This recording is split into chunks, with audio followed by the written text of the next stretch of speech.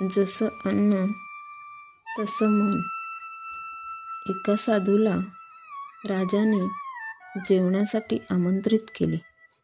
त्या साधू संताचा खूप छान आदर सत्कार केला. खूप पक्वान्न भोजनाची व्यवस्था केली. राजाने त्या साधू संताला पूर्ण संतुष्ट करण्याचा प्रयत्न केला. भोजनानंतर त्या साधू संत महात्म्याला विश्रांती करण्यासाठी राजाने विनंती केली. विश्रांतीसाठी ते साधू संत बिछाण्यावर पहुडले. ते साधू संत महात्मा विश्रांती करीत असता त्यांची नजर एका सोन्याच्या हारावर गेली, जो एका खुंटीला लटकवलेला होता.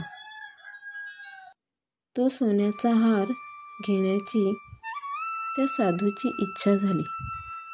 तो हार घेऊन ते साधू संत तेथून निघून आपल्या आश्रमात आले.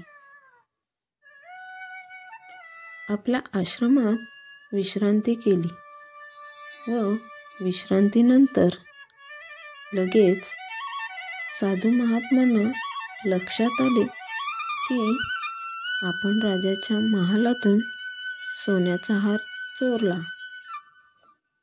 ते साधू संत महात्मा पुन्हा लगेच राजाकडे जाण्यासाठी निघाले व राजाकडे जाऊन राजाला सांगितले की मी तुमच्या महालातून सोन्याचा हार चोरी करून घेऊन गेलो होतो. राजा म्हणाला, काही हरकत नाही, तुम्ही तर परत घेऊन आला आहात. त्यावर ते साधू संत महात्मा म्हणाले, मी चोरी कशी करू शकतो? काहीतरी गडबड आहे. साधू महात्म्याने राजाला सांगितले की मला जेवण दिले होते त्यामध्ये काहीतरी चोरीचे होतं का? राजा म्हणाला, नाही, ते तर इथेच बनवले होते सारे. साधू म्हणाले, तरी चौकशी कराच की कुठून कुठून सामान आले होते.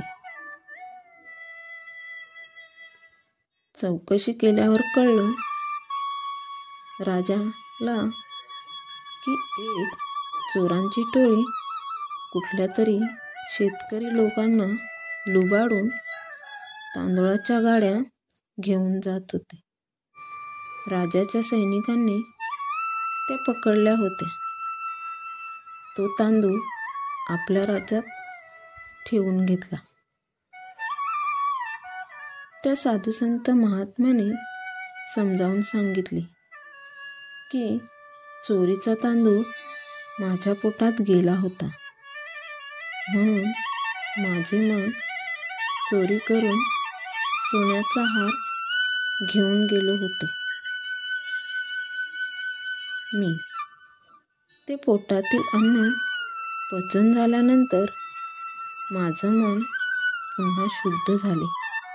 साधू महात्मा म्हणाले, जसं अन्न तसं मन.